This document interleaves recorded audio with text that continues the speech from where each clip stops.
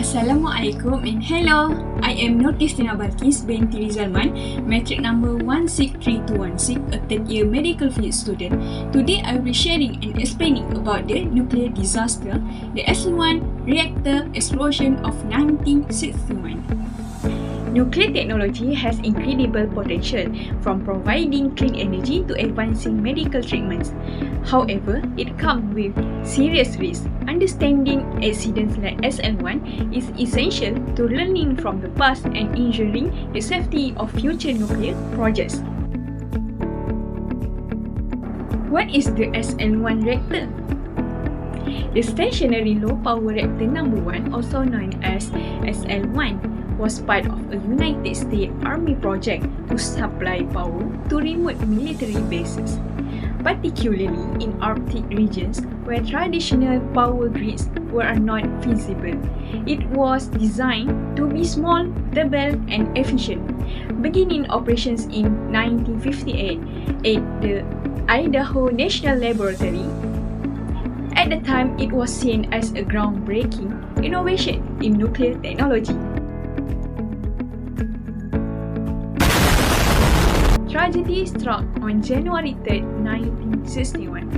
The reactor was being restarted after an 11-day maintenance shutdown.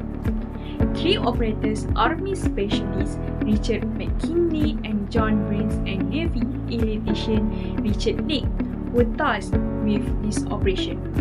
During the process, one of them, John Brains, accidentally withdrew the central rod too far, about 20 inches, in less than a second. The small action triggered prompt criticality. What is prompt criticality? Prompt criticality occurs when the nuclear reaction becomes uncontrollable due to a sudden surge in neutron activity. Imagine it as a runaway chain reaction where too many neutrons collide with uranium atoms all at once. In this case, the reactor's power output shot up from 200 kilowatts to an astonishing 20 gigawatts in an instant, 100,000 times its intended capacity. The consequences were catastrophic. The coolant water inside the reactor vaporized instantly, causing a massive steam explosion. The reactor vessel was thrown 9 feet into the air. Tragically, all 3 operators lost their life. 2 were thrown to the floor, one dying instantly, and the other succumbing to injuries shortly after. The third, standing directly above the reactor, was fatally impacted by a control rod and pinned to the ceiling.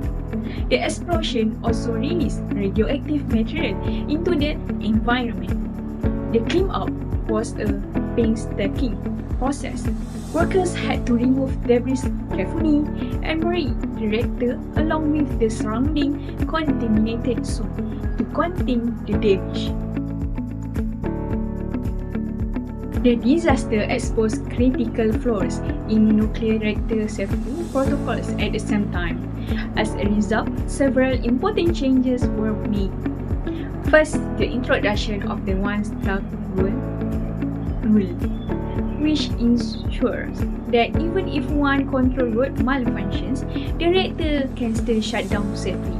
Improved operator training to better prepare personnel for handling potential errors and emergencies. Upgrades in reactor designs to minimize the risk of human error. The lesson from SL-1 didn't just impact military reactors. They also influenced safety standards in commercial nuclear power plants worldwide. Clean-up efforts at the site and long-term monitoring also serve as a blueprint for managing future nuclear incidents. In conclusion, this tragedy reminds us that while nuclear energy offers immense benefits, it requires strict safety measures and constant vigilance. The SL-1 explosion served as as a solemn reminder of the responsibility we bear in using such powerful technology. That's all from me. Thank you.